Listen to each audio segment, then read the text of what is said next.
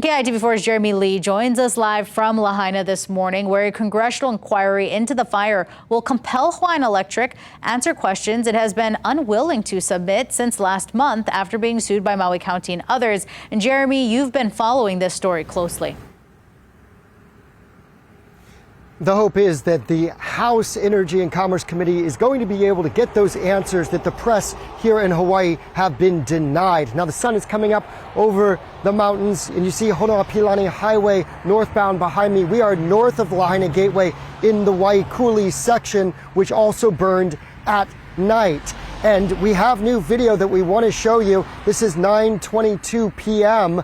on the night of the evacuation. Hawaiian Electric crews are still blocking out the route of egress. This is Travis Miller, who shot that video. He told us that the gridlock continued, and it was so bad he started to run out of gas, had to get gas from somebody else, and then return to his evacuation. And a lot of questions remain about that. So the subcommittee will have a chance to ask questions as to why paths were blocked also in the southbound Honoapilani Highway during the 5 p.m. hour, working on those utility crews. Now that's all happening in the nighttime video 6 hours after the brush fire flare-up had started, 5.5 hours after the fire chief says his men identified the blaze as out of control. KITV4 spoke to numerous witnesses that say half a dozen Maui Police Department roadblocks snarled traffic between 3 and 6 p.m., the height of the self-evacuation when the town was overtaken by the inferno. Chief of Police John Pelletier responded to KITV's inquiry at the press conference, saying that they were directing traffic away from dangerous power lines. Hawaiian Electric says that those lines were de-energized as of the morning. West Maui residents just want to know, why is it that valuable time started to tick away as they were stuck in gridlock?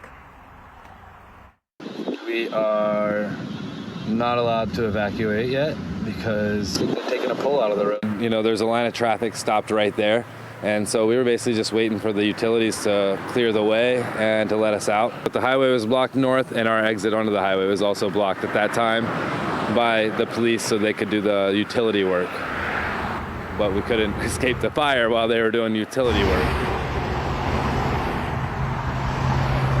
And Hawaiian Electric tweeted, as KITV reported, at 3:55 p.m. that day that restoration efforts were underway. They were bringing in crews from Oahu, but also in that tweet they say the incident management team for Hawaiian Electric was in contact with emergency management. Yet Hawaiian Electric trucks, as KITV has shown you again and again, took up lanes during the evacuation that afternoon and at night. And why weren't lanes contraflowed early on? That's another question for Maui Emergency Management Agency that we have not been able to get an answer to. Since the first press conference, the mayor had declared that an evacuation order was put in place, but the mayor couldn't follow up by telling us if that was for the afternoon. We knew there was one in the morning. The Facebook page shows one posted at 9:47 at night, but during the hours of 3 p.m. and 6 p.m., was there active management of the crisis from MEMA? We're going to continue to ask that question directly to the county. We are slowly getting timid responses, as it were. We're hoping for more. We're also answering the very simple question of this. Between 3 and 6 p.m., who is responsible for calling that emergency evacuation order? What department and what position? For now, we're reporting live here in Waikuli, north of Lahaina Gateway. Jeremy Lee, KITV4 Island News.